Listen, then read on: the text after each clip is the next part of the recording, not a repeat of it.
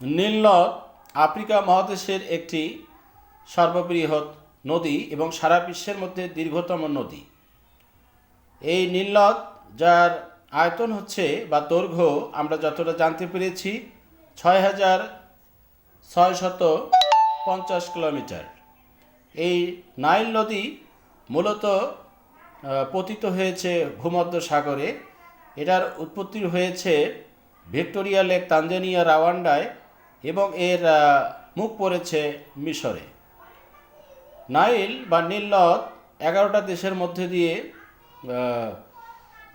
এর অবস্থান রয়েছে। দেশগুলো হচ্ছে Democratic Republic of Congo, রাওয়ান্ডা, Sudan, south Sudan, Tanzania, Eritrea, Egypt অন্যান্য দেশগুলোর মধ্যে দিয়ে রয়েছে।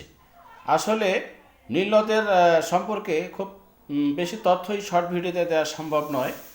তবে এটা বিশ্বের দীর্ঘতম নদী হচ্ছে নীল নদ, আর প্রশস্ততম নদী হচ্ছে অ্যামাজন, যার আমরা এটা ব্রাজিল। এটা আমি পরবর্তীতে ভিডিওতে আপনাদের সঙ্গে আলোচনা করব। তবে ব্যবসা বাণিজ্য বিশ্বের গুরুত্বপূর্ণ অবদান রেখে চলে এই নীল নদ, যার অববাহিকায় মিশরের ফারাও সাম্রাজ্য গড়ে উঠেছিল।